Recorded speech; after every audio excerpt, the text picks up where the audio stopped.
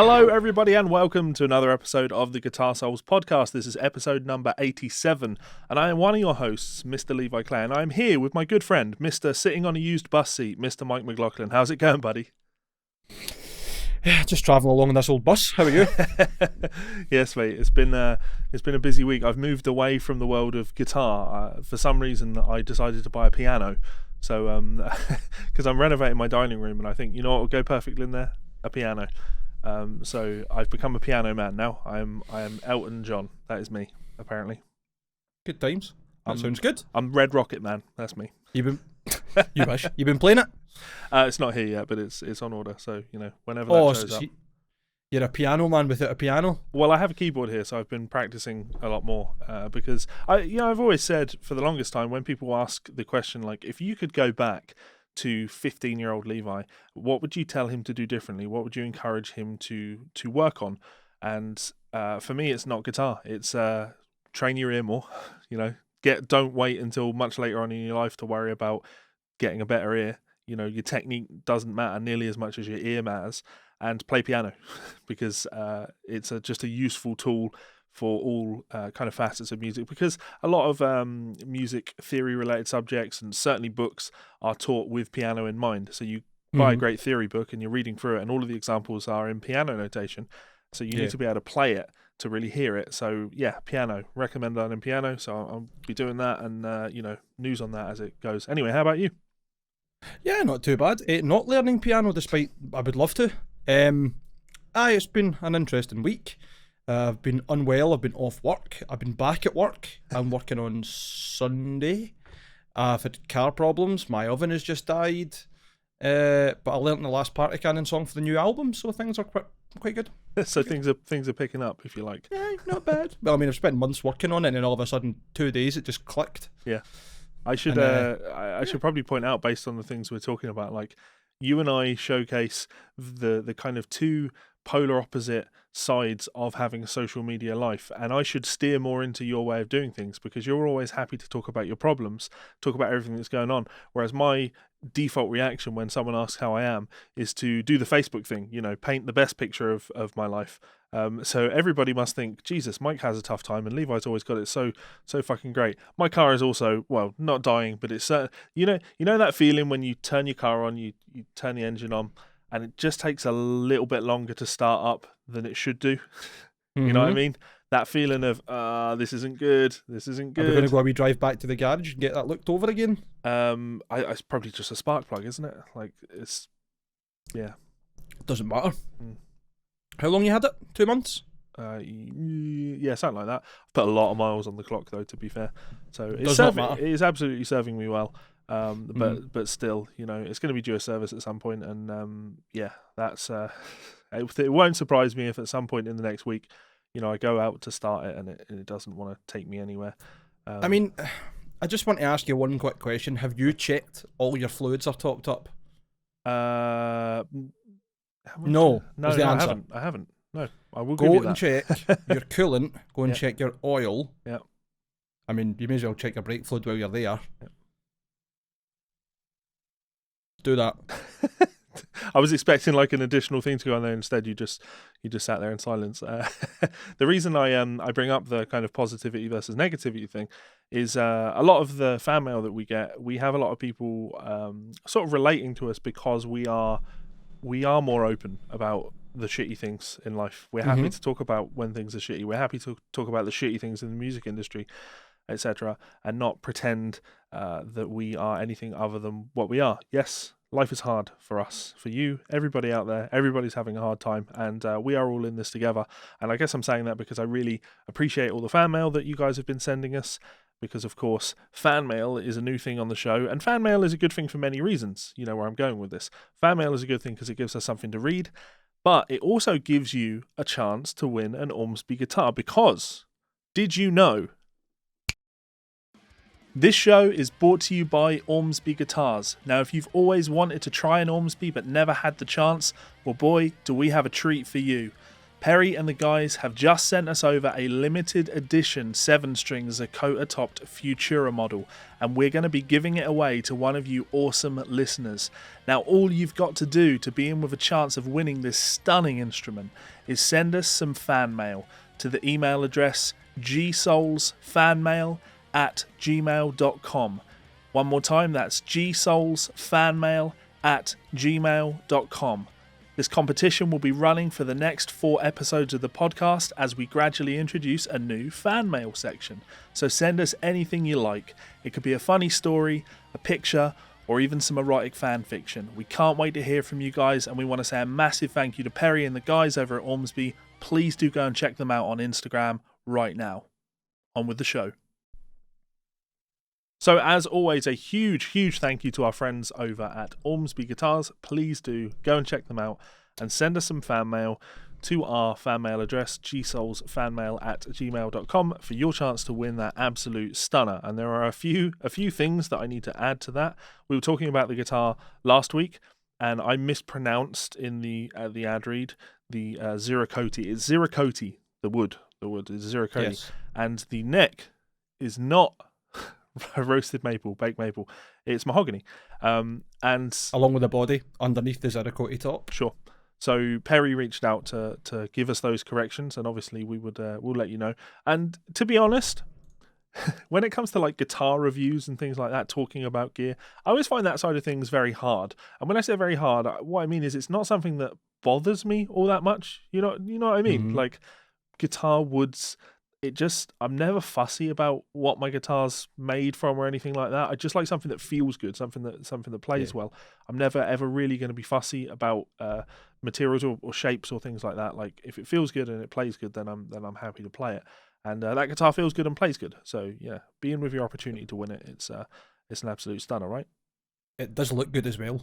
I mean, I'm just going to be honest. When I saw the Futuras at first, I wasn't too keen on it. I was like, that's maybe not really my cuppa. But when I saw that in the flesh, it really is something else, man. It's really well made. It's gorgeous, and yes. The Ziricoti is really nice on it. I was saying Ziricotes. I was closer than Levi, so everybody has to say, haha, Levi makes better than you in the comments. Yeah. I barely even tried to read it. Apparently, I just glanced at it and went, cool, Zakota. No. It's not that you didn't try. It's that you can't read. That is true. I absolutely can't read. Why we're letting you edit and go through and choose the fan mail, I'll never know, but we are anyway. I've had a few people reach out about those guitars and say things like, well, I want to send you fan mail, but I don't want to get entered because that looks stodgy, because I'm quite close to these or whatever else. Everybody that listens to the podcast, everybody that watches the podcast, everybody that's interested in having this guitar can send us fan mail, and your name will go in a hat. There's not going to be anything dodgy about it. It's going to get drawn out a hat. Yep. And if you win it, brilliant. If you don't want to keep it, if you want to do something else with it and put it back in the raffle, fine. Doesn't mean we're not going to draw your name if that's the one that comes to hand. Yep. There's nothing weird or untowards about this. Nothing that's, I'm too close now, it'll look bad. Whoever wins it gets it. It's as simple as that, if they want to accept it clearly. So, don't have any concerns about it. If you don't want to enter but you still want to send us fan mail, do that. That's fine. Yep. No problem. I mean, I think you would be mental not to want it, but that's up to you. And I'm still going to put your name in a hat because it's a lot of admin for me to go, right, this person doesn't want to be... Where I thought you were going with that is people saying, I just feel a bit close to you.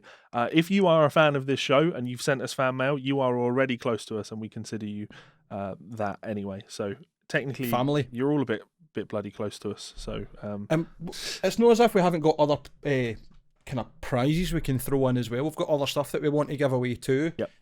Ormsby were really kind and sent us quite a few of these cleaning packs. Yep. The Ormsby Care Pack. I've got one here.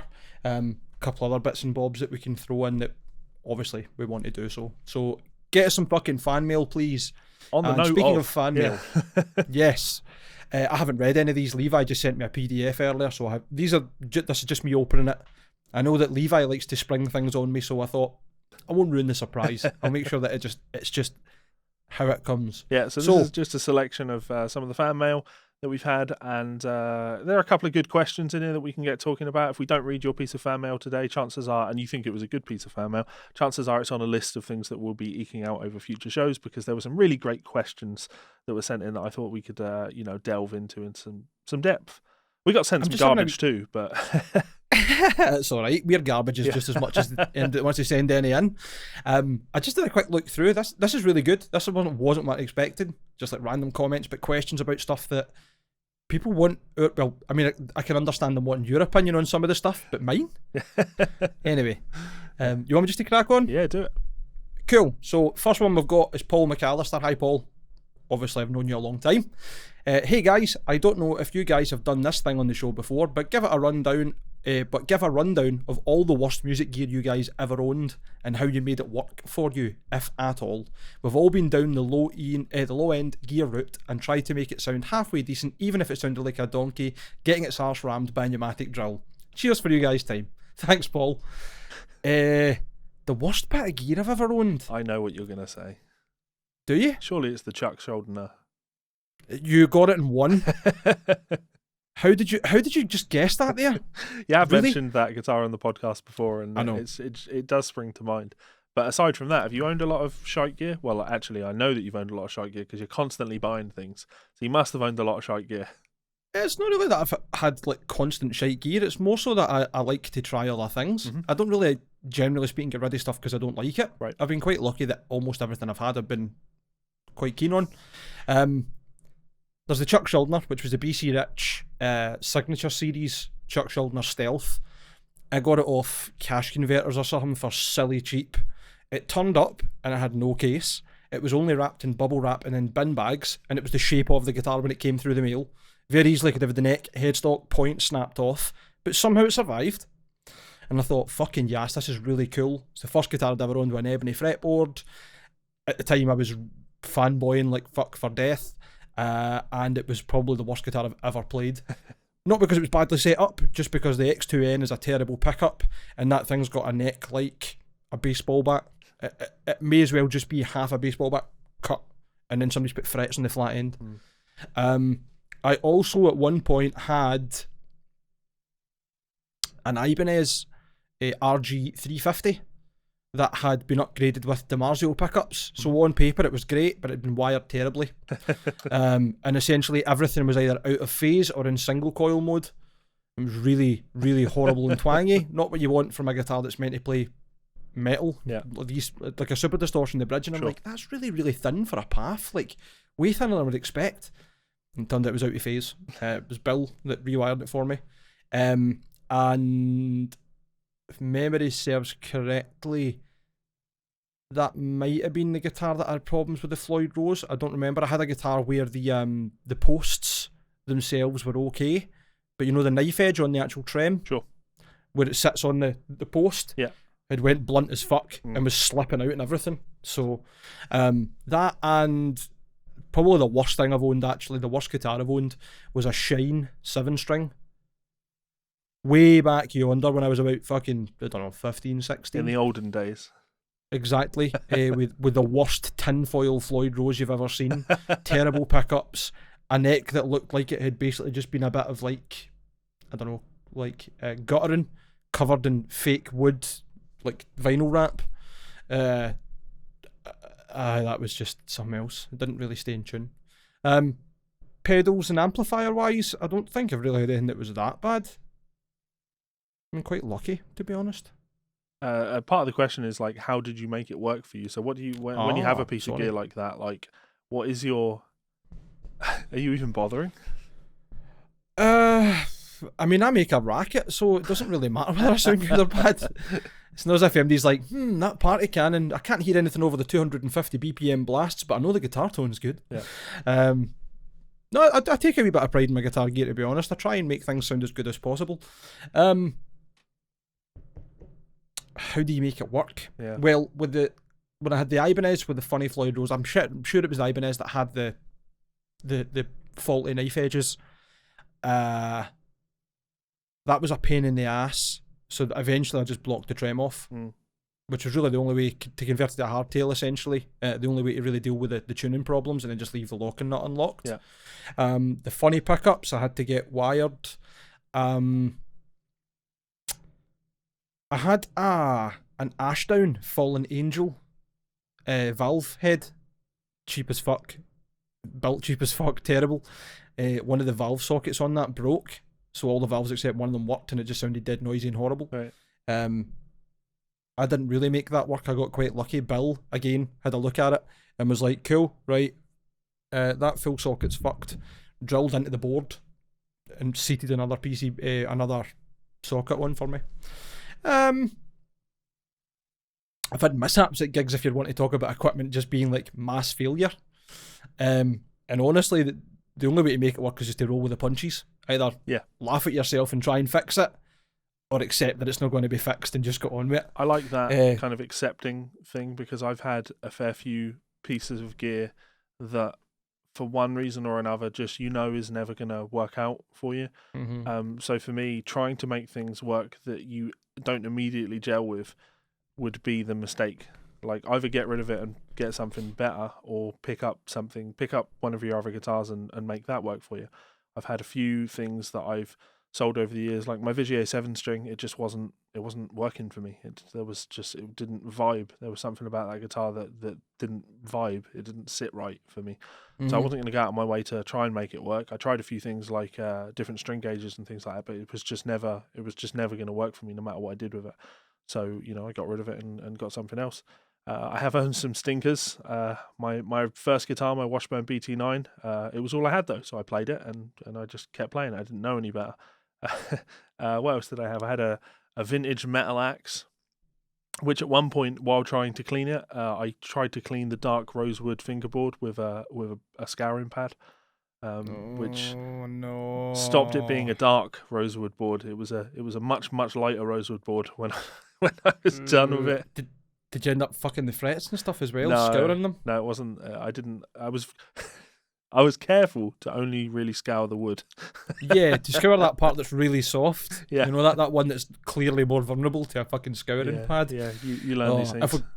If we're going to talk about fucking DIY fails, I burnt out 2 electric sanders trying to take the paint off a guitar once. The funny part being, neither of them were mine. They're my mum's, and she was fucking raging. Fucking electric sanders. Oh. I know, that's what I get for being a dick. Yeah.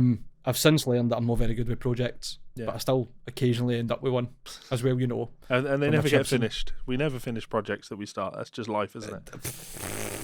I don't buy projects to finish them. I buy them to do some fucking around with and then let somebody else finish it. So yeah, thank you very much for that bit of fan mail. Thanks, Paul. Yeah. Next up is Jay. I could have planned this a little bit more ahead and opened up the fan mail so I could read it along with you. You open it while I read this then. Well, I can't do that because it's on my second screen, and as soon as I open it, it's going to appear on screen and everyone will see it. So, what you like. Hi guys, you said you wanted fan mail. Here's a Guitar Souls bingo card. All the best. Yes. Thanks very much, Jay. Without seeing it, the first thing I said to Levi was, I bet you the centrepiece is Fuck the Tories. And he's like, no, but it's top right. Yeah. So take a guess at what you think is contained on this Guitar Souls bingo card. I'm not a lawyer. Yep. Political chat. Politics. Slagging chappers. Slagging Toastin. Mention TTM. No. TTM, Slagging Gibson. Gibson's got to be on there somewhere, surely. Yeah, Gibson's on Corey Taylor. Corey Taylor, of course, yeah. Chris Taylor Brown. Trapped. Is Trapped on here? You would think Trapped is on there. Yeah. Thankfully not, because I don't want to talk about Trapped. Oh no, we're not going to talk about it in depth, but just a quick update for anybody else that doesn't know. They were kicked from Twitter as well, and the reason being, essentially, Chris Taylor Brown doubled down on the idea that he believes someone who's under the age of consent with someone who's significantly over the age of consent is not paedophilia. And we'll leave it at that, I think. Yeah. No further conversation needs to happen. Trapped is on there, sorry. How could I miss that? Yeah. It is, that's good. Mike Drinking Monster. That should be on there, I think. But again, it just feels like a free space, doesn't it? Lift your monster up, Mike. Come on. Pipeline punch. Yeah. Please, come on, Monster. I know you are watching. Yeah, so I'm gonna send me some. I'm gonna post this bingo card up on our Facebook page. So if anyone wants to download this and play along at the live premiere, yeah, there's one on here that I know is never going to get ticked off, and that's Bye Fuckers. That'll never happen. Why in the good old days? Saying that, you just said it. I know. Well, yeah, okay. Technically, you've got me there. So thank you very much for that, Jay. And if anyone else wants to make their own custom Guitar Souls bingo sheets, please do send them in, because it tickles me to see what people expect to hear from us. It's awfully cute. That's really. I like the idea that someone would go out their way to do something like that. You don't have to. It's not like we're like, oh well, thank you. Thanks a lot. That's cool. Next is from Ione. Hi guys, my partner Josh Landane listens to the Guitar Souls podcast all the time and is a huge fan. I think I said your surname right there, Josh. I'm apologising if I don't. It would mean the world to him if he could win this guitar. He's going to be a new dad. Oh, brilliant. And he'll be so excited to teach his new baby some sweet jams. It would be an awesome ending to a difficult year for him. Thanks. See if Nancy hasn't sent a fan mail in, I'm going to flip out. I'm only kidding. No, that's really, really cute, man. Josh, your name will be on the hat. Hopefully you'll win. As I say, it's going to just be at random. That sucks, doesn't it? Because like you see, there are so many great bits of mail where I'm like, oh, I really hope you win a guitar. You know what I mean? There's so many people that have just got really good reasons why a guitar might really fucking cheer them up.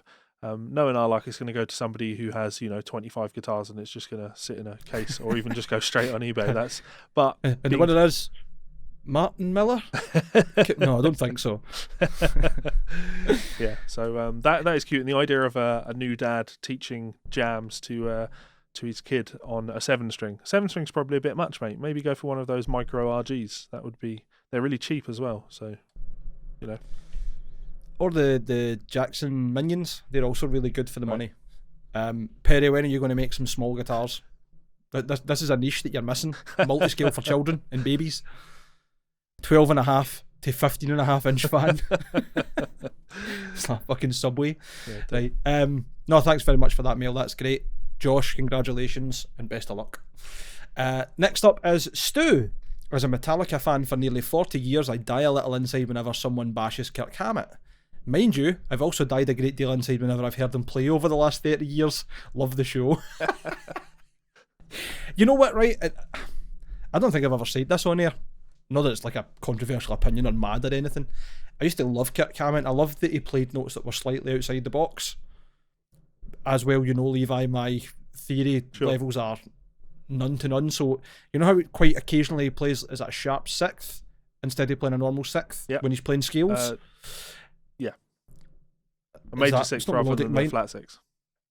Yeah, sorry, major 6 instead of flat 6. You knew what I meant. Yeah. You know what I mean? It's like having a translator and a guy that can nearly speak a language. I used to really like that, and I thought there was a lot of stuff he did that was innovative. I think it's just been as the years have went on, and the more he's recorded, the more I've been like, all those magic moments were just him having luck in the studio. The bits that I've taken that have been really good have just been him getting lucky, I think. Yeah. That was my opinion on it anyway. Kirk's not a bad hero for kids to get into and for people to get into when it comes to metal and electric guitar. He's got some cool signature guitars. He's not a terrible player. Yeah, I think it's a really interesting one because I agree with you if it was 15 years ago. I think 15 years ago, Kirk Hammett is absolutely someone that young guitar players should be looking up to. But as he's got a little bit older, he's inherently a little bit less cool, And the music. I'm not saying he's cool. I don't think he's cool at all. I find him really quite boring. Honestly, Some Kind of Monster was just James and Lars headbutting and Kirk sitting in the corner going, "Come on, guys, we need to talk about this. Let's be nice to each other." It's just so boring. Yeah. I'm just being a total dick now. I'm just angry that he invented pedals and I never. That's a good point. Yeah, what a visionary. No, I kind of agree with what you're saying, Levi, but at the same time, I don't think it's about coolness. I think Metallica and Kirk Hammett are like the weed of getting into metal. They are the gateway drug. Yeah. Do you know what I mean? Yeah. They open the doors enough. I don't know. It is what it is. I don't expect to listen to another Metallica album and be like, oh my god, this is amazing. Yeah. But I can still go back and listen to fucking Master of Puppets and Justice for All, Black Album, whatever. You know what I mean? Yep. Good. Vincent Doyle, just send us pictures of various types of fans. No, to be clear, Vincent just sent us pictures of various types. That wasn't... I wanted to let you know what his emails contained. It was nothing other this is a wee bit like pictures of different fans. Computer case fans, fanny fans. fans. You didn't send me them. Lots of fans. Lots. And it felt like effort, so I thought he should be. I thought he should be mentioned for that because it tickled me when I opened it. It's low effort, but also effort, and that's. Aye, true. Yeah. I mean, in the same context, Mark Loveridge done the same with me. He says, "Oh, I want to enter, but I don't really send emails and stuff." And I was like, "Well, just send us a bit of fan mail." And he sent me a gif of a fan and then a gif of a letterbox and this wee bit of mail flying out. And I was like, doesn't count. But no, what? Good effort. Good effort. Next up is Toad. There are more buttons on a PS4 controller than TTM guitars. That's true. Yeah. There's more. I was going to say more buttons in my hand. There's more rings on my hand than there are TTM guitars. Yeah. Count that one. I like Toad's email as it goes on because I feel that he could rework this into a haiku. Levi has sold more guitars than TTM. That's true. I mean, without a doubt. Probably this year. I need a 7-string guitar because Yngwie said more is war. On an unrelated note, he's not a fan of donuts. He's not a fan of donuts. And now I'm not Especially entirely when he's sure. in a lift. I'm not entirely sure if he's talking about Malmsteen or me. You definitely like donuts. Like me. Yeah. Malmsteen doesn't. Nah. I don't need no fucking donuts. Yeah. It's probably the best part of the vulgar videos of hell in my mind. Just accosting Yngwie Malmsteen when he's got two women going up the lift. So good, man. So good. Oh, the good as for TTM, it's funny how Lance, that was never ever going to stop and he was going to prove everybody wrong, has just disappeared off the face of the planet. You know what? Jason from Music for My Sanity has told me he is reappeared, and from what he can gather, he's taken another 100,000 from someone else for some other investment for some other things. So, yeah. Why is this man not in jail for fraud? This is, it's a hearsay at this stage. Allegedly, I'm not a lawyer. I'm just giving you bingo things at this stage. I was just feeling that there. Just how is this man still allowed? I just don't get it. I know. How do we hurt him? Yeah. How do we get rid of him? Not a threat. I know it sounded a bit really weird. I didn't mean that in any sort of let's kill him way. I just mean that we should find a way to spread the word further that he should not be dealt with in any capacity. Anyway, don't mention TTM ever again, Toad. You're off the list. You're not getting the guitar. Getting on. Thanks very much for the message. C. Lopez. Dig the podcast. I enjoy listening to episodes at work. Thank you. That means a lot. I do 12-hour shifts at a hospital, and when I can get some downtime, I like to put on a recent upload and listen to as much as I can. Sometimes it can be the highlight of my day. Please keep it up. Much love from Texas. Thanks very much. On an unrelated note, I fucking love Texas. I've only ever been once, but it was great. Yeah. Absolutely great. Agreed. I had random barbecue in the middle of nowhere. We just stopped in a random town. Don't know where we were. Somewhere in the middle of Texas somewhere. And I had brisket and it was fucking amazing. Everybody was really super friendly. We were at... I don't remember all the venues. I remember we played in Reno's Chop Shop in Dallas. I believe we played at Zombie Bar and Grill in Amarillo. We were also in El Paso and somewhere else. But Texas was great. I loved everything about it. Everybody was super friendly. It was really good. And thanks very much for reaching out. That's cool. Hopefully you are safe and well in the hospital. And everything's going well for you, because obviously it's not a good time for anybody, especially not healthcare workers. And big shout out to you. So I want all of you who are listening to give a nice round of applause for C. Lopez. I know that's what the British government, see how I'm leading in here, the political thing on the bingo card. That was what all the healthcare workers in the UK got for their hard work, was a round of applause on a Thursday. Yeah. While the politicians got a pay rise. Aye, massive pay rises. Have you seen about North Lanarkshire Council? No. So they didn't put any Christmas lights up because budget restraints. Right. All the senior workers got massive wage rises, between £8,000 and £15,000 each. This isn't a call to action. This isn't a call to violence, but burn them all to the ground. I mean, it is. It's just not a No, because I'm not talking literally. I don't mean literally. I'm talking like metaphorically burn them all to the ground. That's what I just said. Yeah. Excuse me. Sorry, we've only got 2 left. I'll just go through these quickly because I'm sure you're all absolutely ganting to hear these terrible stories that we're going to talk about. More Scottish slang there. Ganting.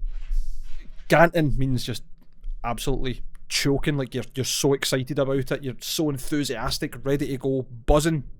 So GD, greetings from the USA. That's 2 in a row. Lovely. Whereabouts in the States? Write in and tell us again. I accidentally clicked a YouTube recommendation a couple of years ago and kept watching. I'm so sorry. I'm so sorry. We are like a car crash, to be fair, aren't we? Yeah. Like, you start looking and you're like, friend, it's not looking. I've got my hands to my face, but I'm looking through my fingers. It's great fun watching you gents talk about guitars and rage about random news in a foreign language. Well, I'm definitely speaking a foreign language. Don't know about Levi. Actually, I'll have you know, English started with the Scots. Look it up. The roots of the English language started with the Scots. It came from us. I'll have you know that we've had many people reach out and let us know that they appreciate the podcast, mainly because it's helped them to learn to understand Scottish. Oh, that's really cute. The problem you've got is if you come to Scotland, as soon as you drive half an hour anywhere else in Scotland, the accent changes. Yeah. So you'll probably get the majority of it, but then you start getting up into Chukterland and folk are like, how are you doing? We've heard you bide. And you're like, what? Pardon? Excuse me? I had a guy ask me that like 8 times when I was in Inverness. Where'd you bide? And I'm like, pardon? Where'd you bide?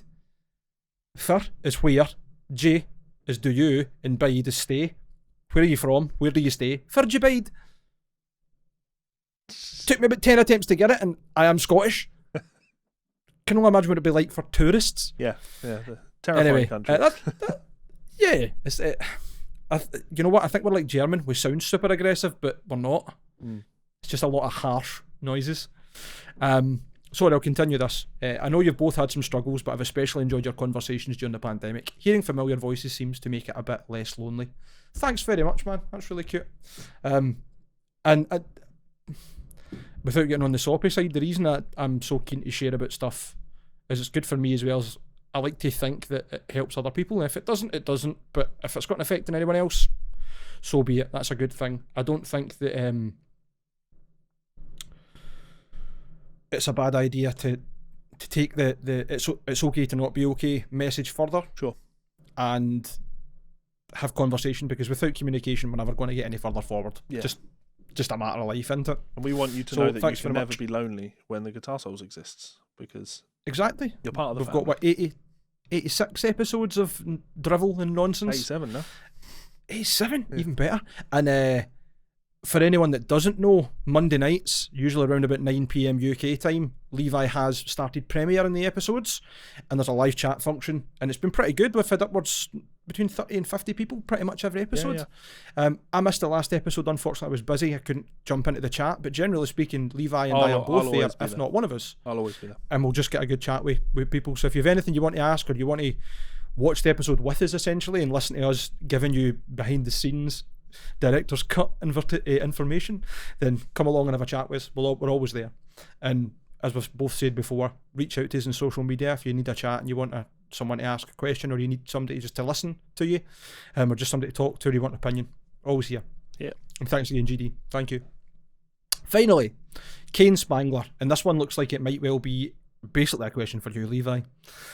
Gentlemen, I'm practicing 1 to 2 hours a day, and I'm at an intermediate level. My issue is I can play a bunch of different licks and riffs, but never finish songs note for note, because I always hit a roadblock somewhere, usually in the solos. Should I spend my time learning theory, whole songs, technique, or all of the above? Do you want to take this, or you want to hear my opinion first? I want both of our opinions on this, because I think we'll have different perspectives on this. Probably. I'm going to say it depends what your goals are. Like when you're talking about what you're talking about there, like you are saying that you are learning songs, and the things that get in the way of learning those songs are the solos. So that tells me that your goals are to be able to play songs, and the thing that's getting in the way is solos. And the reason that part will be getting in there, it's not like a memory issue, is it? It's not like you get into the solo and you're like, I literally can't remember any more notes. No, the thing that will be getting in the way is technique, right? So if your goal is to do what it seems your goal is to do, then obviously you need to put a lot more time into working on technique. And I'm not really your guy for that. There are much, much, much better teachers for teaching technique.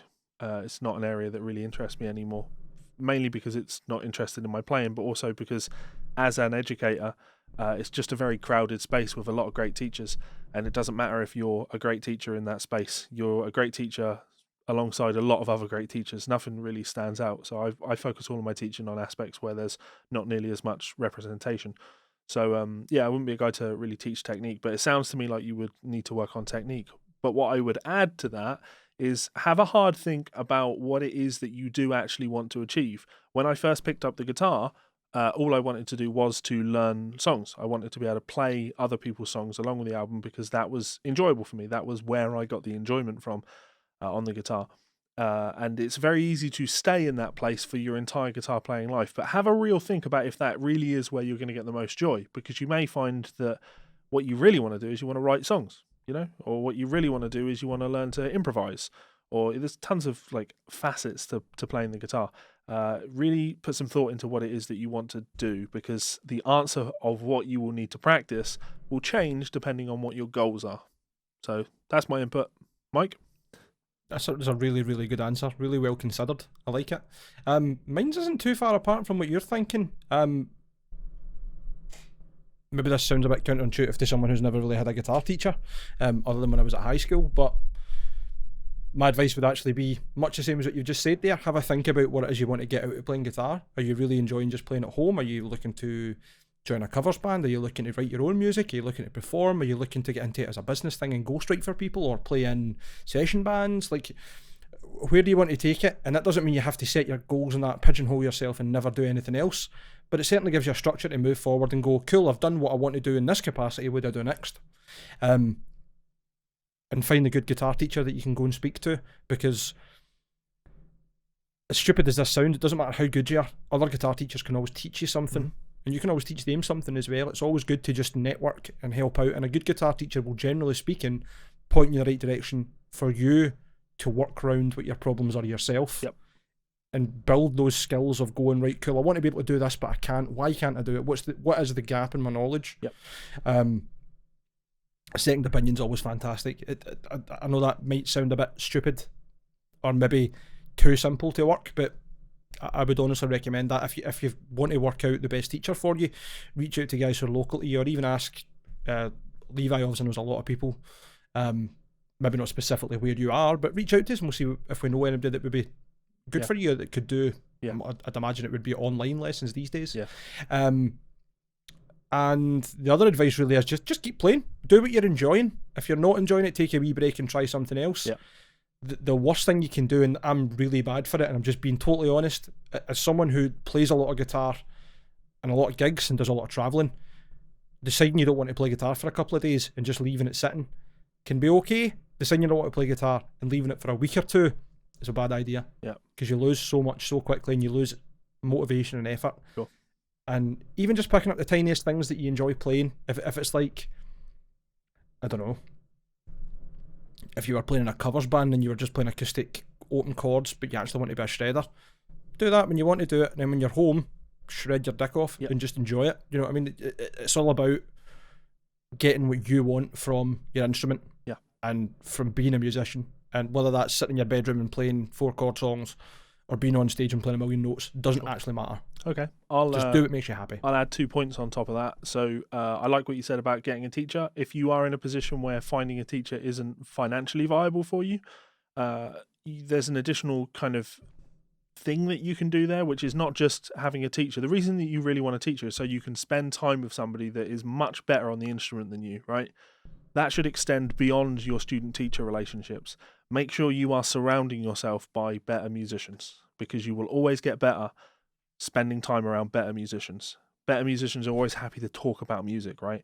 So listen to better musicians that are in your social circles, talk to local musicians, or it doesn't even need to be local musicians, online musicians. Just become part of a community and soak up information from better musicians. That's See, on top of that, sorry, just to cut you off, it's also very important to be humble yourself that other people out there will always be better than you, and to be careful of what you hear from other people. More often than not, at least in my experience, the people that talk a big game, like really talk a big game, but do it in a really negative way on other people, aren't shit. And the people that are ridiculous, and I mean the people that will really take you to a different level without you even learning or realising you're learning, are humble about their playing. They know they're good, but they're not throwing it in your face or whatever. Yep. I don't know if you agree with that. I know, like, obviously we've got a lot of friends in bands, other musicians that are ridiculous, and I find the best of them are the ones that just engage with you in just like a normal, I'm not the teacher, I'm your friend kind of level, rather than it being like parent-adult teacher structured or whatever. You know what I mean? Yeah, there's always going to be exceptions to the rule, but by and large, I think I agree with you on that one. And the other thing, on your point about like not putting the guitar down for extended periods of time, for me, the solution for that is kind of the reason I am the player that I am, because I think it's very easy to be demotivated with the guitar. In fact, I know it is. Sometimes it's nice to put the guitar down and not play the guitar. But for me, that's why I play so many different styles of music, right? Because if I can't be asked with working on my shred technique, I can pick up a different guitar and do something different. It could be working on my sight reading, or the other night I picked up my nylon string guitar and I got out, because I have a lot of music books, so I got out one of my Scott Joplin ragtime music for arranged for guitar, and I sat in bed for an hour and worked on the Entertainer. Like, it's a different thing, it's a different approach, and it puts the mind in a different place. If you only ever do one thing when you pick up the guitar, you are going to exhaust your mind. And, you know, I could practice shred for 2 hours and then go and do the Joplin thing, and it's going to feel like I'm doing, you know, not playing guitar. And sure, I technically am playing guitar, but it's a totally different aspect, a totally different part of my brain that I'm working on. So, find a way to be motivated. And, I mean, I promise, and I'll give you the Levi Clay money back guarantee on this one, which is ideal because you've not paid me anything. But if you keep playing the guitar, you will absolutely get better at it. It's as simple as that. You keep playing and you will get better. Just make sure you're not practicing mistakes, because you practice mistakes, you'll get better at making those mistakes. You'll just keep making the same mistakes. You're programming that muscle memory. So slow down, play accurately, keep playing, and you will get better. Shall we move on? Aye. Yes. So thanks very much for all the fan mail. We spent quite a bit of time going through that there. That was good fun. Yeah. What I thought originally might be a wee 10 minutes. We'll just chat through this and then we'll go on to the stories. Yeah. We rattled through. Maybe there's a hint of, I don't know, avoidance in that, because I don't really want to talk about this first story. No, because I'm throwing in an additional story before that. Oh, okay. Well, actually, right. I knew you had a story up your sleeve. Just when. There's a couple of things actually. So getting feedback on previous episodes and stories that we've talked about, and also we're going to revisit a story. So I wanted to just follow up on the Van Halen thing that we were talking about last week with those guitars that were for sale. It was pointed out to me that 2 of those guitars that were for sale were up for sale before Van Halen had died. The auctions had just taken a long time to actually come round. So somebody that sold those guitars ended up much, much, much happier than they had initially planned, I would imagine. So I thought that was worth noting. And the guy that had been gifted those guitars was indeed dead. I just thought I'd throw those additional little bits of information in there. Fair. Yeah. I would think rather than us browbeating ourselves as lazy journalists, we can put that down to the article that we read being essentially clickbait and missing those parts out intentionally or otherwise. Don't know. Just trying to rile people up. I am totally on board for editorial corrections. For me, it's less of an editorial correction, and it's more of it brings a different perspective to the story, because it might change people's opinions on you know, the shittiness or the not shittiness of the situation. Of course, aye. It's different context, isn't it? Yeah. So, and the other thing was another example of shitty journalism. So a couple of episodes ago, we talked about Music Radar, and we talked about their polls, the end of the year polls for the, you know, best metal guitarist and best rock guitar player, and all of these things that the readers could vote in. Well, the winners are in, and I have the metal one here, the 19 best metal guitarists in the world right now, as voted by you. Hang on a minute. Hang on a minute, guys. I'm sorry, but you chose the 19 guitar players. You chose the list of guitar players, and then you just let everybody vote in the polls of what fucking order they go in. And people weren't voting for separate guitar players. If a band had 2 guitar players in, you know, imagine, like, you're in a band where one guitar player is incredible and one of them is shit, or one of them's pretty average and one of them's world class. Like, I know it seems silly to spend so much time, like, almost like I give a shit about polls like this, but it's just so unbelievably lazy journalism to prep it like this. And of course it's a popularity contest anyway, we don't expect anything less than that, but the 19 best metal guitarists in the world right now as voted by you. Again, no, this was not voted for by us or by readers of your your pile of shite. This was decided in-house, and then you've just organised them based on the poll because, and of course we were recommended Andy James because Andy is a great player and everybody should vote for Andy James because Andy James is an incredible player. Andy came in 4th on the list, which is just shocking, absolutely shocking. But number one, the best metal guitarist in the world right now, as voted for by us, Trivium. Fucking Trivium. And I think that highlights what a just obvious popularity contest this is, right? How on earth would Trivium, Matt Heafy, how would Matt and Corey top this list? Well, it's a popularity contest, and Matt Heafy is extremely active on Twitch. So all he has to do is say, "Hey guys, I've just been nominated for Best Metal Guitarist of the Year for Music Radar. Please go and vote for me." And yeah, I don't take issue with Matt doing that. Obviously, like that's the way shit like this goes. But it just like I just want people to look at things like this and not even bother clicking the vote buttons and share stories like this if you see stories like this, and don't be afraid to say, this is fucking lazy journalism. Why don't you contribute something to society rather than this utter charade that you've done here where people get to pick the best metal. You've picked the best metal guitarist. You've picked them, all 19 of them. You did it the same with rock guitar players. The number 1 rock guitar player in the world right now? Angus Young. Come on. He's never been the number 1 guitarist in the world. Ever. It's Angus and the guy that's filling in for Malcolm. Is it a nephew or it's one of their sons? I'm not sure. Weird. Yeah, but apparently he's one of the best. He's the top rock guitar player in the world right now. So the top rock vocalist in the world is Bon Scott as well, despite the fact that he died 40 years ago. There's just fact for you, isn't it? Yeah. And that's why we're all going to go to Kirriemuir next week. We're going to go up there and have our own Bon Fest. Yeah. Sounds awesome. For anyone that doesn't know what I'm talking about, there's a festival in his hometown, and there's also a statue of him in the main square, where they have usually a music festival every year celebrating his life and his contribution, which is pretty cool. I like that. Yeah. But ignore my facetious point. Should we move on to the sad news?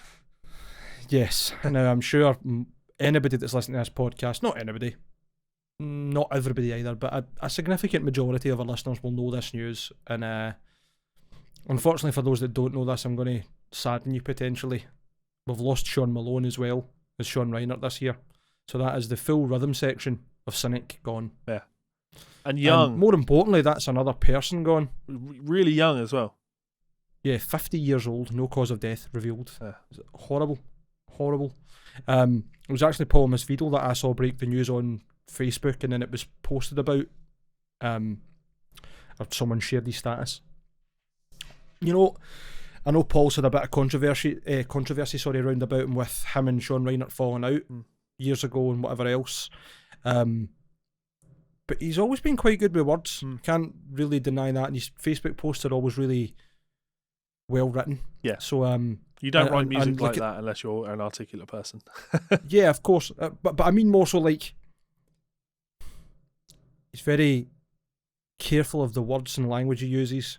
I mean this may as well be a eulogy, and it's beautiful. So Paul wrote on Facebook on Wednesday, "I learned today that Sean Malone has died. I am numb and grief-stricken.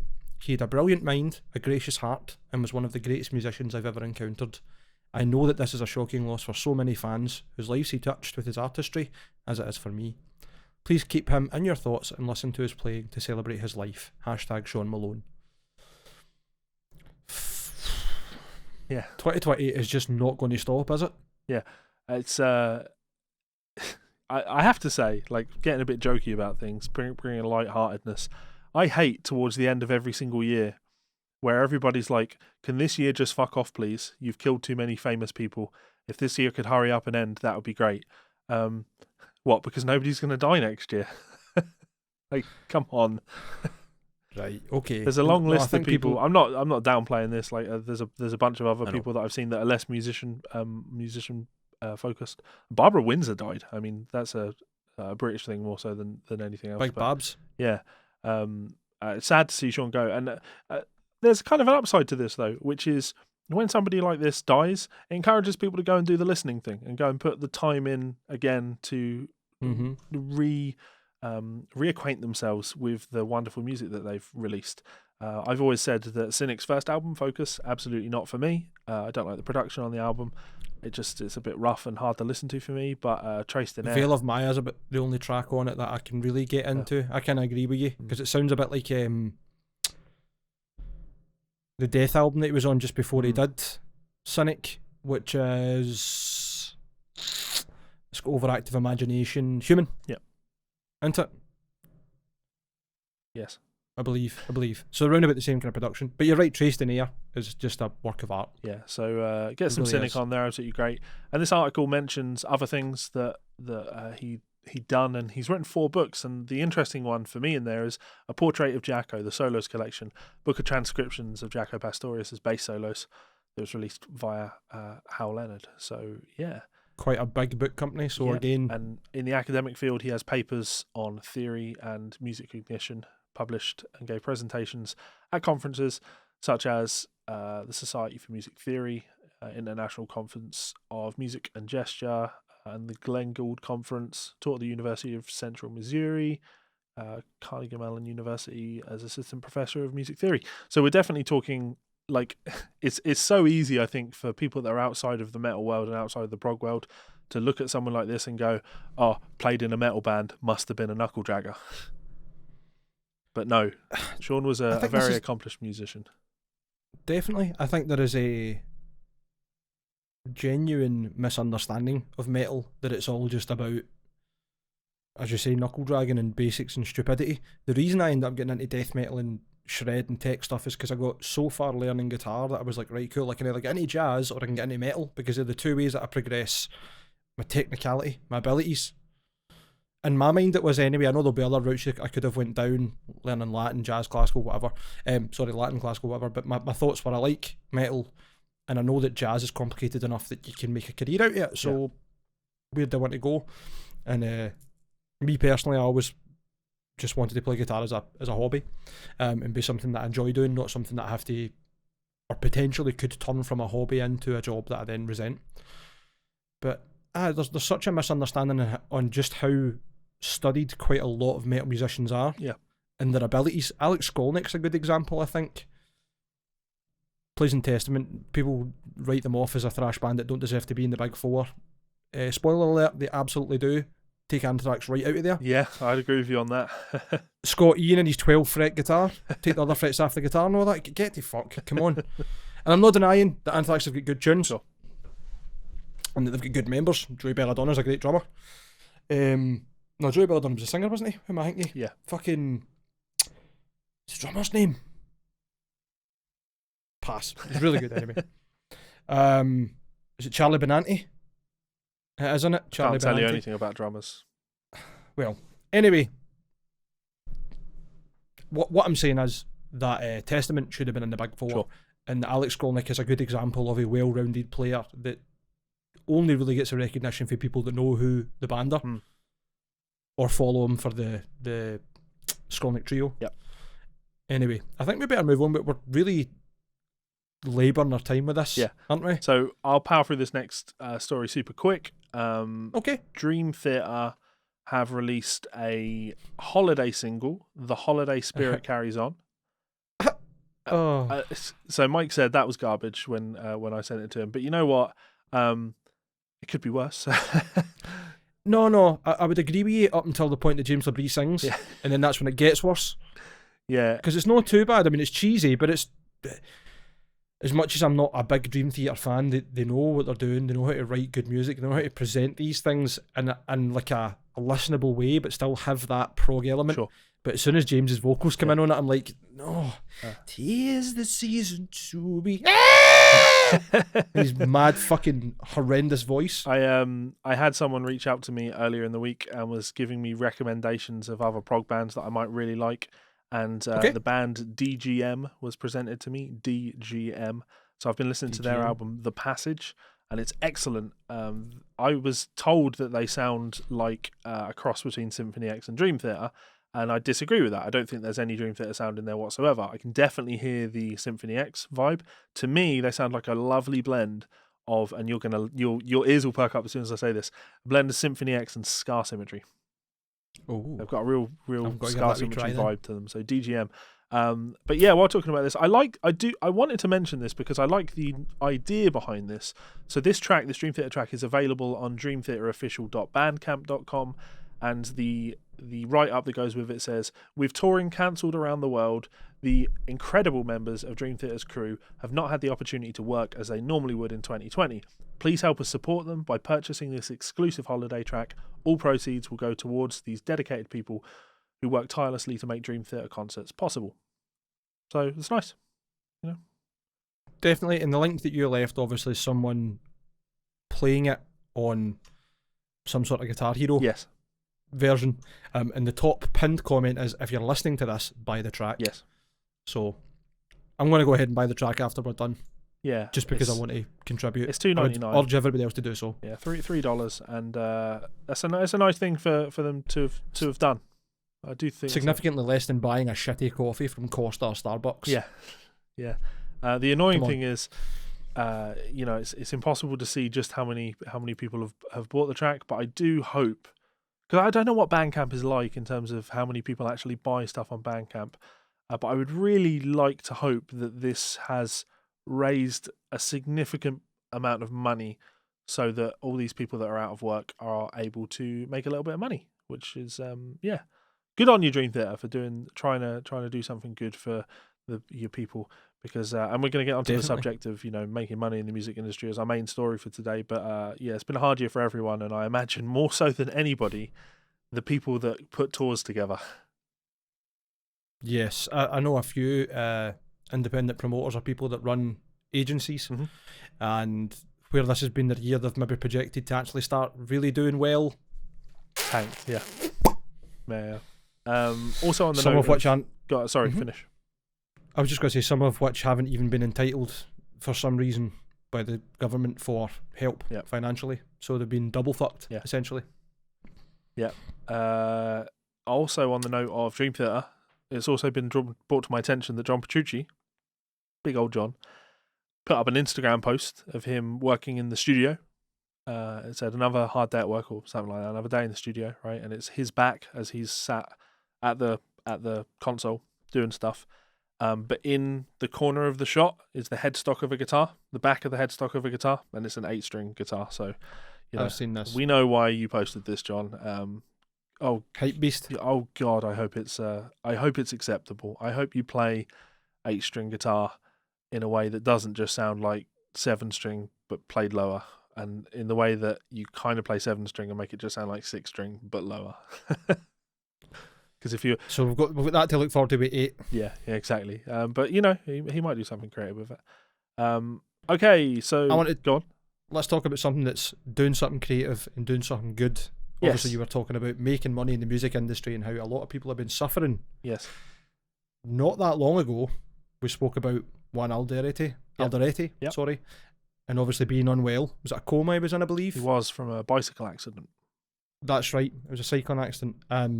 And they had also been pretty worried, and there was posts from him and his wife, I believe, on social media about medical bills and recovering, etc. Obviously, him being a prolific musician, to go on to not be able to play for quite some time, and then this year on top of it, where he couldn't even try and make anything up. Yeah. So, a man that I admire, I think you admire as well. Definitely the earlier years, not so much these days, I think. Yeah. Paul Gilbert has stepped in and shown that he is a top tier nice guy. Yeah. And done something really incredible. So he sold off, his pink Ibanez Ice Destroyer. Yeah, the Ibanez Destroyer. The 1987 custom shop, and that thing is fucking cool. Yeah. It is. There's no doubt about it.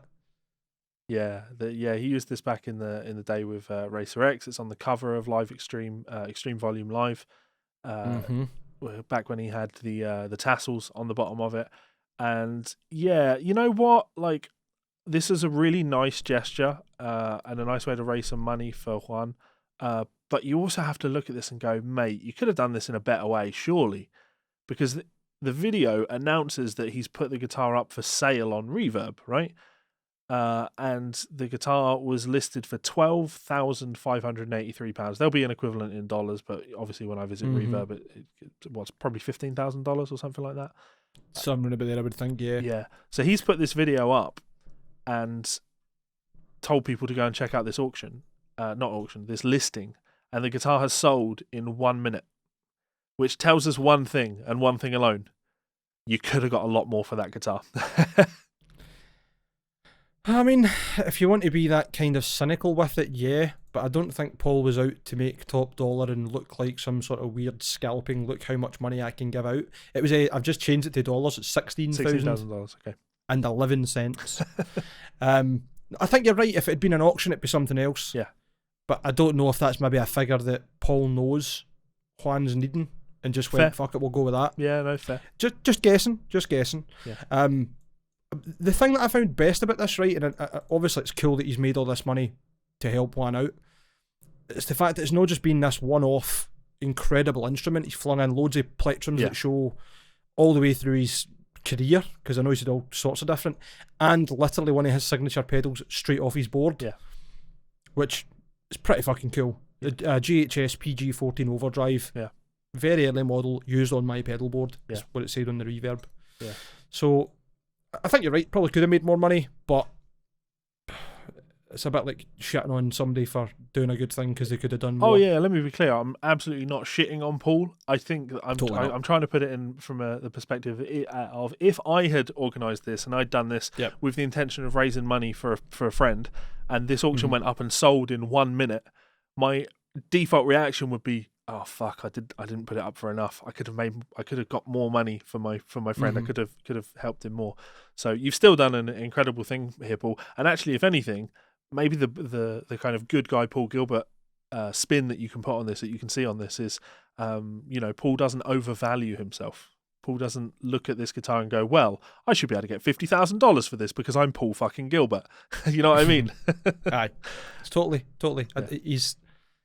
It definitely seems fairly modest. Doesn't seem like the type that blows his own trumpet in that regard. Totally. I think my just good. My pal Mr. Muttley, old friend from the Racer X forums, he owns Paul Gilbert's BC Rich Mockingbird. Ooh. He bought that years and years ago when Paul sold off a bunch of guitars, right? Mm-hmm. I forget the exact figure that he paid for it, but I'm sure it was under £2,000. You know what I mean? Like for a piece of Paul Gilbert's history, and this was, I mean, he was hardly in a low point in his career, but still, he was selling off his guitars for reasonable amounts of money, so his fans could have access to them, which was super fucking cool. He sold a bunch of guitars actually, and to his fans on the Racer X forums. So good guy, Paul. Well done, and I just think an auction would have been better. Definitely, man. It would have been something to follow then, wouldn't it? I would say on top of that, the other way to consider it is an auction takes time, fake bids, blah, blah, blah. Yeah. Maybe becomes unattainable for the ordinary person. Yeah. Before you know it, you're way up in hundreds of thousands of pounds, and then it's just people that are going to buy them and put them in a cupboard. Yeah. I know, I'm not saying it's a small amount of money. It's not. Sure. I don't want to say it's unreasonable, but it's a lot of money for a guitar. But it's still manageable for someone that's like, I want to splurge and I want to do something special. Yeah. And for it to be a good cause. So, yeah. And the thing is, if you wanted to buy something like this and put, I mean, it is a lot of money to have put aside. It's not chump change. You might need a second job. You might even say that you might need to get a job driving Ubers. Speaking of which, segue, right now, hit songwriters are driving Ubers. According to Mark Savage and the BBC. This is our main story.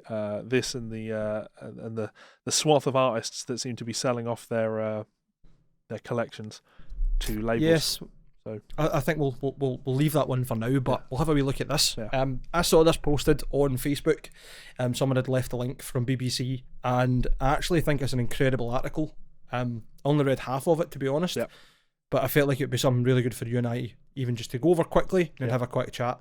I'm just going to read some of it to give context to other people as to what the actual story is, and you and I can have a good batter into it. So this was reported, as I say, 4 days ago on BBC Entertainment and Arts, under news, and it was reported by Mark Savage.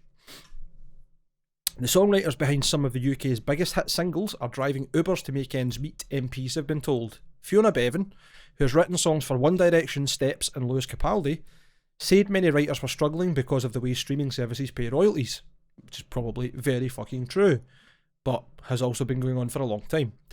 Bevan revealed she's earned just £100 for co-writing a track on Kylie Minogue's #1 album, Disco. Right, I want to interject at this point. She's revealed that. Well, that's cherry picking. That's a prime example of cherry picking. She has picked the example that she can give to MPs that would drag up the most sympathy for her, because I looked into this.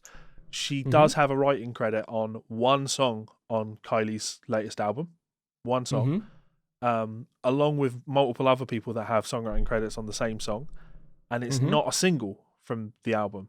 So why would we expect this song to have generated a fucking fortune? Because you're talking about pop music here, and pop music, by and large, is consumed in single format, right? That's what people that listen to pop, by and large, are into listening to the singles from an album. They're more likely to listen to a playlist and compilations and, you know, the radio, etc., than to go, sweet, Kylie's got a new album out, can't wait to listen to that from start to finish. I'm not saying that people like that don't exist, but I'm saying they are in far fewer supply than the people that are just going to listen to the 3 singles off of this album. You know what I mean? I would agree with you up to the point that Kylie Minogue, they make the point of saying this is a #1 album. Yeah, but of course, I mean, it's not hard to hit the #1 spot in terms of albums now, is it? Because album sales are so low. Kylie's the first woman in history to have a #1 album in 4 consecutive fucking... My brain's not working. I was going to say centuries, but it's not centuries.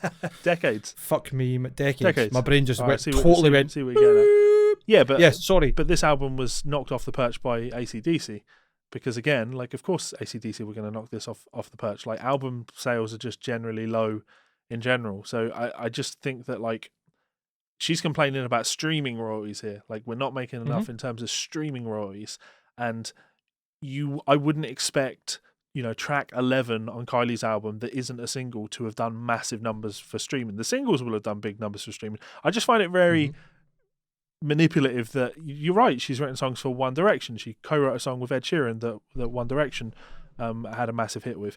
Didn't give the stats for that one, because I'm sure that one's probably made, you know, more than £100. And she then goes on to say, you know, the most successful songwriters in the world can't pay their rent, she added. Right now, hit songwriters are driving Ubers. It's quite shameful. Are you implying that you're driving an Uber? Because you don't give us any stats of who's driving Ubers. It's something about it. It just feels very manipulative to me. It feels very like it's not lying, but it's certainly lying by omission. It's not like being totally honest with Mike, because the most successful songwriters in the world can't pay that. They absolutely fucking can. The most successful songwriters in the world are absolutely paying their rent. Noel Rodgers is paying his rent. You know what? I'll go one further than that. Noel Rodgers isn't paying his rent, actually, because Noel Rodgers owns multiple homes. The most successful songwriters in the world don't pay rent. Yeah. I mean, look, I get your point, right? It's a bit of hyperbole. It's a bit of a cleverly engineered and contexted point, but the point still remains. Obviously, if they're writing songs for these artists, and a #1 album is nothing to do. I know you're saying that album sales aren't that big, right? But it's still a fucking significant thing for somebody that has been in the music industry that long, like Kylie, for this example, right? There should be way more than £100 paid out in general, even if it's just for one of the ghostwriters or whatever, in my mind. But again, the stat isn't about payment for album sales. It's payment for streaming. For streaming, yeah. Yeah, but I get that. I think what her big point is that streaming does not pay anywhere near as much as it should, and it's overtaking album sales. So with that then superseding people buying albums or singles, where's all that money going? To the record labels. Do you know what I mean? Yeah, to the record labels. Of course, and that's my point. And I think she's trying to naively make the point so over the top that everybody's just skimming off the top, and the people that are doing the work aren't getting paid. I'll keep reading.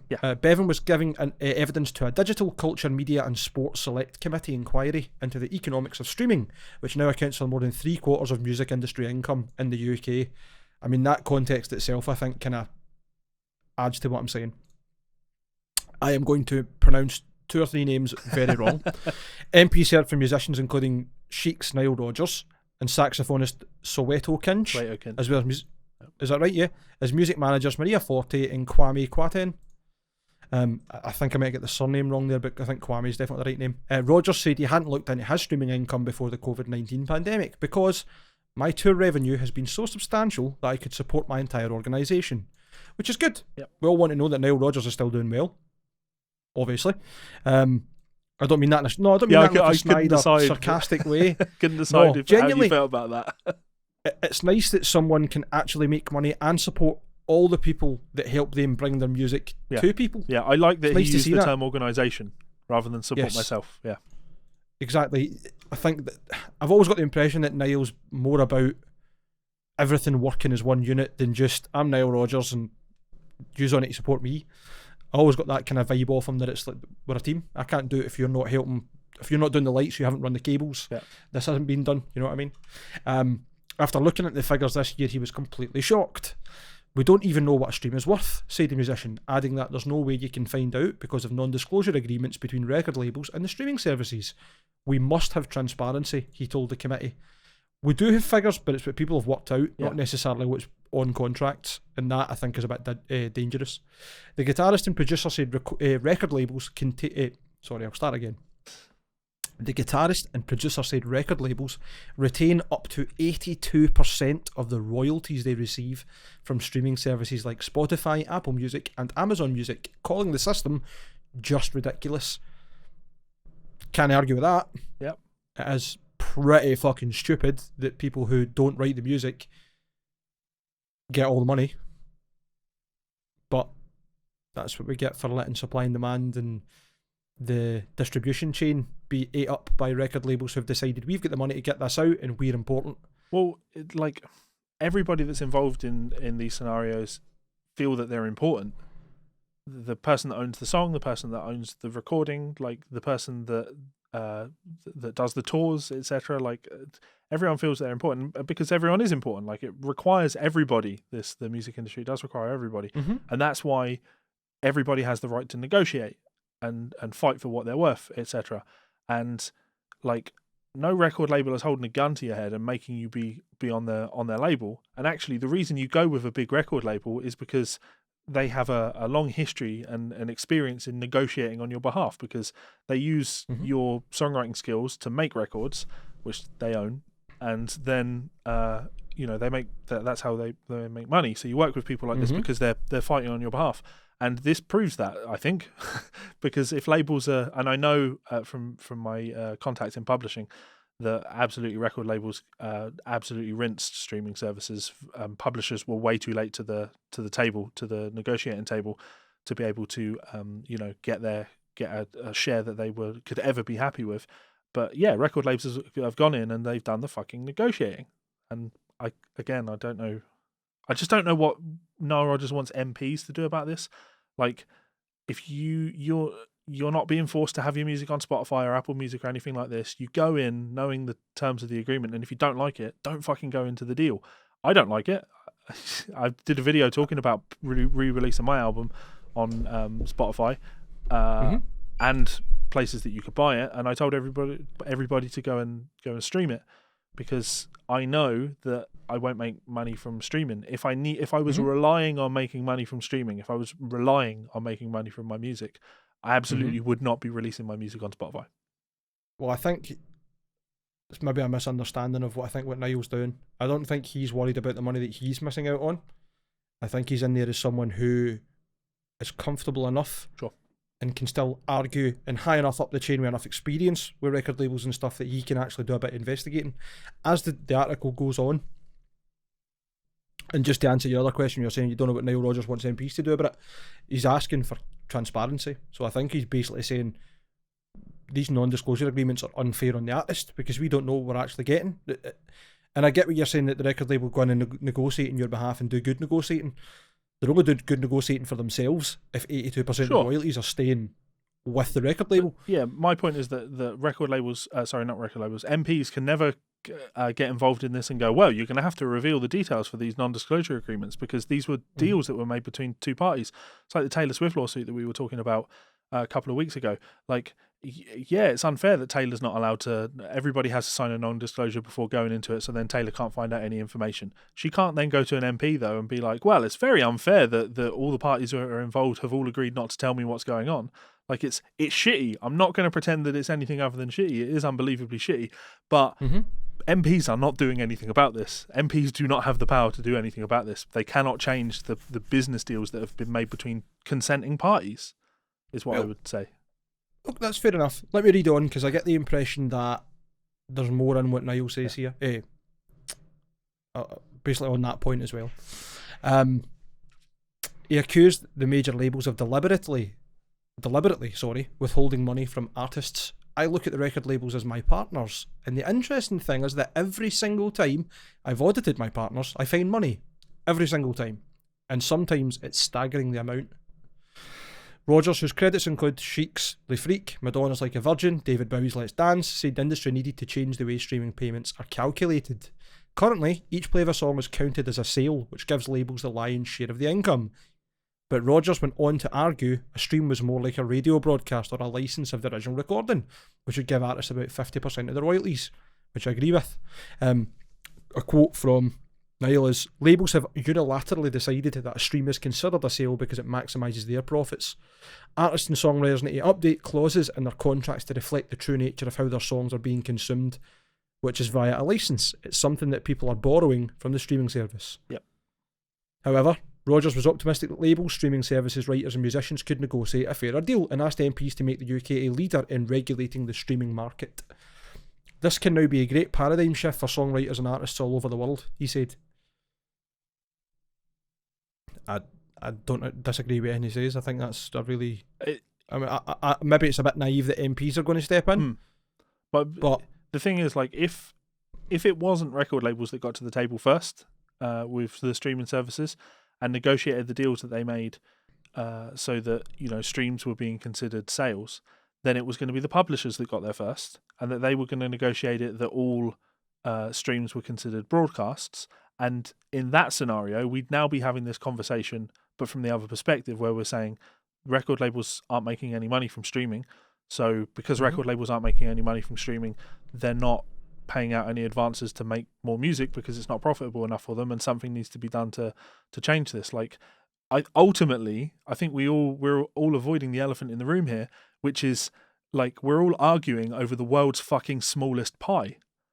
Streaming services don't make enough money because even if every single person on the face of this fucking planet paid Spotify £10 a month, that doesn't generate enough revenue compared to 20 years ago when, sure, not every single person on the face of the planet is going to spend £10 of their money per year on music, but I think, and I've no stats to back this up, but it just seems unbelievably obvious, people were spending more money on music 30 or 40 years ago than they are now. It doesn't matter. It just doesn't matter what we do unless people start spending more money on streaming, on music. The pie will be too small for everybody to get their piece from, and this is going to happen, and people are going to fight and complain about the royalties that they're making, versus, especially in the case of someone like Niall, who's got all this business industry experience, he's going to look at it and be like, well, this is shit compared to how things used to be. This doesn't seem right. And he's right, but it's because, I'm not saying Spotify are the good guys, they're absolutely fucking not. But we, society, music consuming society, as a music consuming society, we have devalued music so unbelievably much. We're now horrified, shocked that these hit record writing people aren't making a shit ton of money. Like, no shit, they're not making a ton of money. I disagree. I don't think it's that the consumer has devalued the music. I think the competitive nature of record labels and publishers have, by constantly pushing out shit for the sake of shit, and then the pricing structure when it comes to Spotify being completely wrong. So, do you want to elaborate on that? Well, exactly what you're saying is right in terms of there's not enough money to go about, but that doesn't mean that arguing over getting the right amount that you deserve as an artist and not letting record labels or publishers, whoever it was forced to negotiating, be greedy, non-disclosure bastards. It's not fair. That's my overarching point, I think. Not so much that there needs to be more money. I mean, there does. But there's probably cleverer ways to raise that. And I don't think that it's any justification that Daniel Ek, etc., or any other board members or owners of streaming platforms can say we don't have enough money to pay out when they're making themselves rich. No. I mean, I get that you are giving a service, but your service doesn't give the right support back to the people who are actually creating the content that makes your platform even viable. So there's never a scenario 10, 20, 30 years from now where you can look at Spotify and say, this is just the way that people consume music now because everybody consumes music this way, unless they have a monopoly.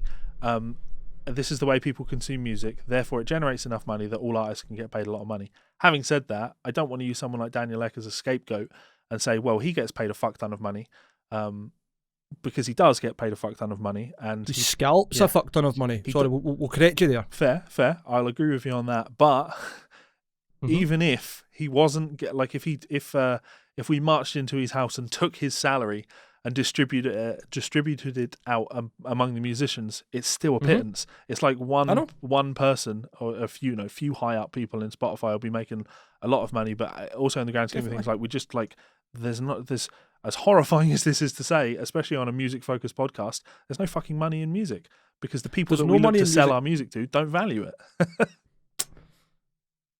No, I don't even think it's so much that consumers don't value it. I don't think people even think about the value of it. I think people think about convenience. Or maybe it's just ignorance to the fact that there is intrinsic value to that as well.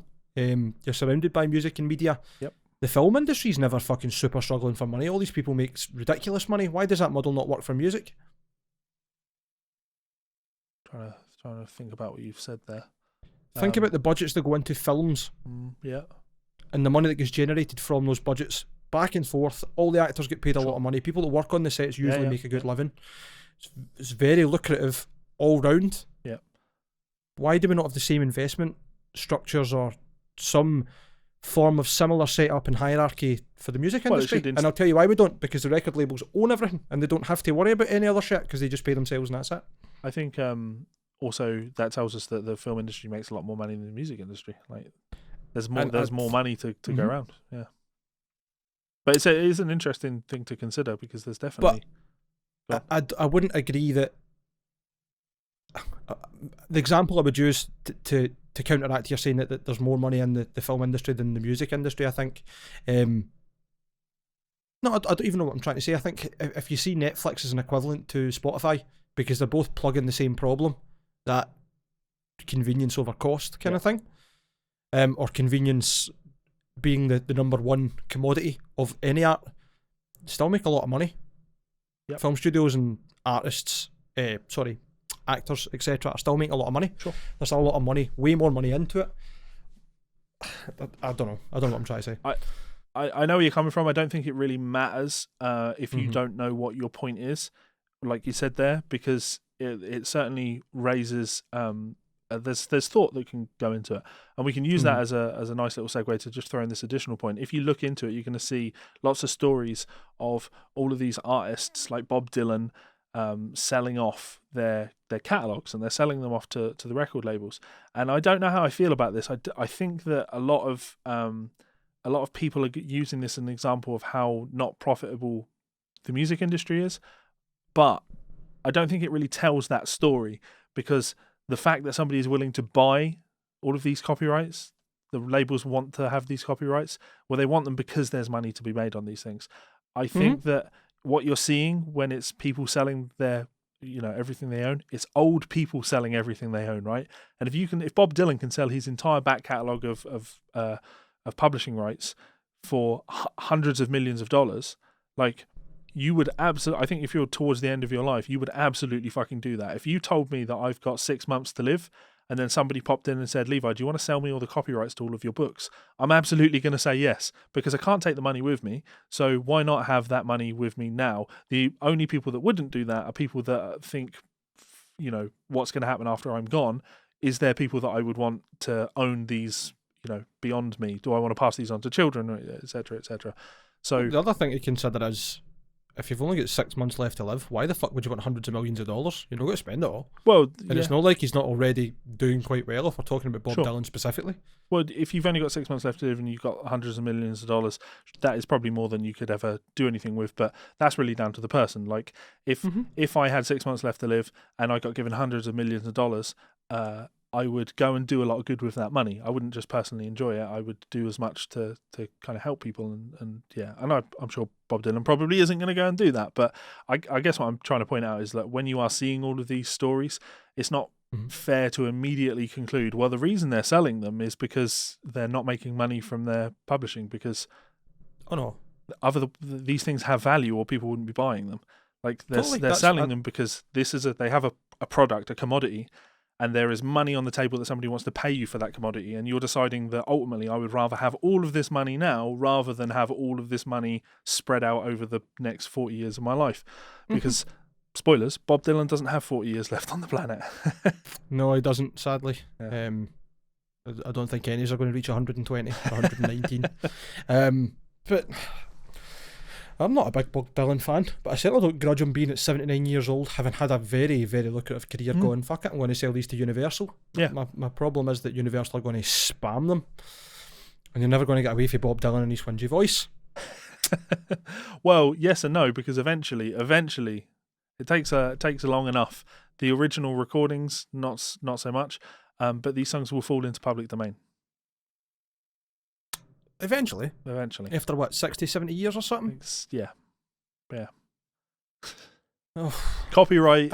We've talked about copyright reform a lot on this podcast, like we're some sort of law podcast. But it is a really interesting subject, and it's like economics, right? It's a balancing of the scales, and dealing in this and getting the right deal for everybody is a very, very difficult thing to do. But not a single part of me thinks that. Let's be really. I find it really interesting that why is Nile Rodgers talking to the British government about streaming? Like, he's an American. Why is he talking to the British government about this? Are we looking to have the British government do something about this? Because, and I'll use this as a nice way to end the show, if there's one thing that we can say about the British government, it's that they're not very good at negotiating deals, is it? They're not very good at much. Yeah. Aye.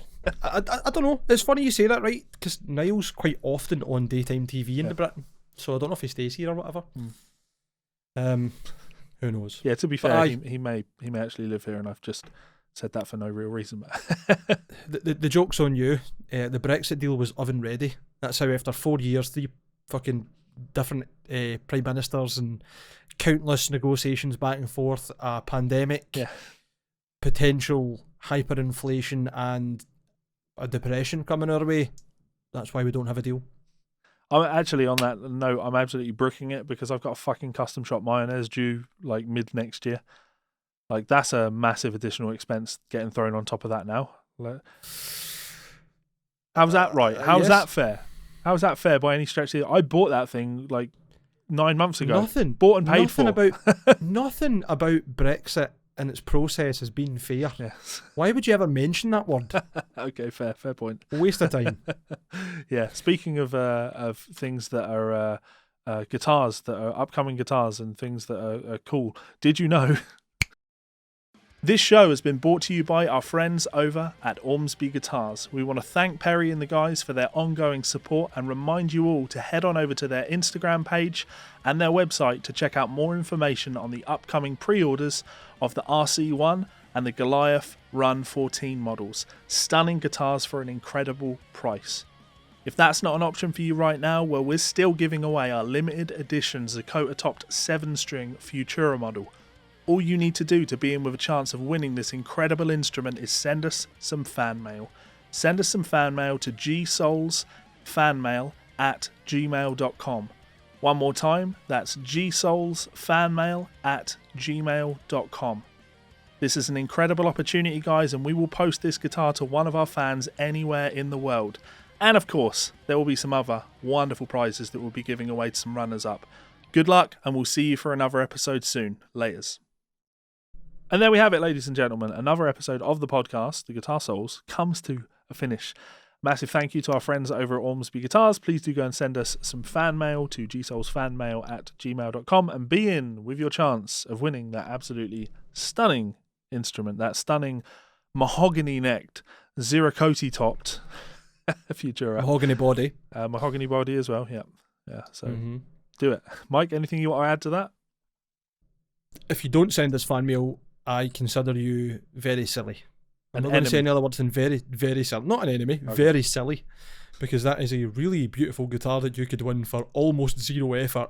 And you get to hear me and Levi talk more shit potentially about something that you've said to us. Yeah. So if you want to send a controversial opinion and get me and Levi to argue and win a guitar, there's every chance you're going to do that by just getting us to argue.